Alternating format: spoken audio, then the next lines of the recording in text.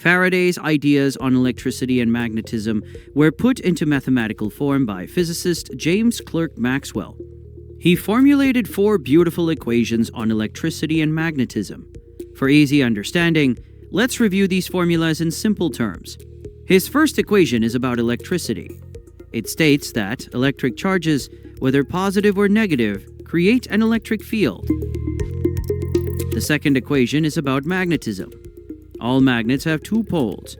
The magnetic field starts at one pole and ends at the other. Therefore, magnetic charges cancel each other out. This means there are no magnets that exist with only one pole. Magnets always have 2 poles, and their magnetic charges cancel each other out. The third equation explains that a charge in motion produces a magnetic field, and a changing magnetic field induces a changing electric field. These first 3 equations are relatively straightforward, and we already have some understanding of them. Now we move on to the next. What happens when a charge accelerates? Acceleration means an object changes its speed or direction. A charged particle can vibrate, which means it continuously changes direction, and vibration implies acceleration. Let's observe the vibration in slow motion. First, the charge moves upward, creating a clockwise magnetic field around the charge. Then the charge moves downward, creating a counterclockwise magnetic field. This happens very quickly, so the magnetic field around the charge also changes rapidly. Now it becomes clear. We already know that changing magnetic fields can induce changing electric fields.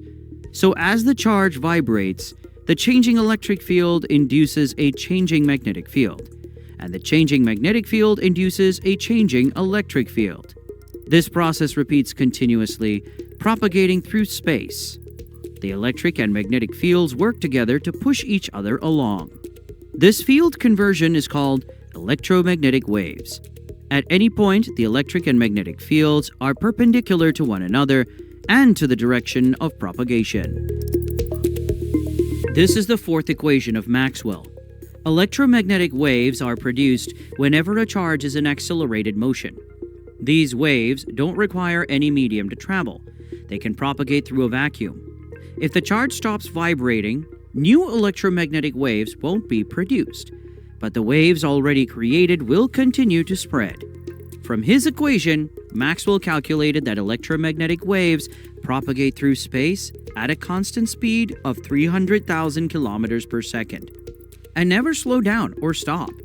He realized the speed is very close to something familiar to us, the speed of light. This led him to conclude that light itself is an electromagnetic wave. However, the existence of electromagnetic waves was only a mathematical prediction by Maxwell. But in 1888, German physicist Heinrich Hertz produced electromagnetic waves in his laboratory and proved that their speed is 300,000 kilometers per second in a vacuum. This was the first experimental proof of electromagnetic waves.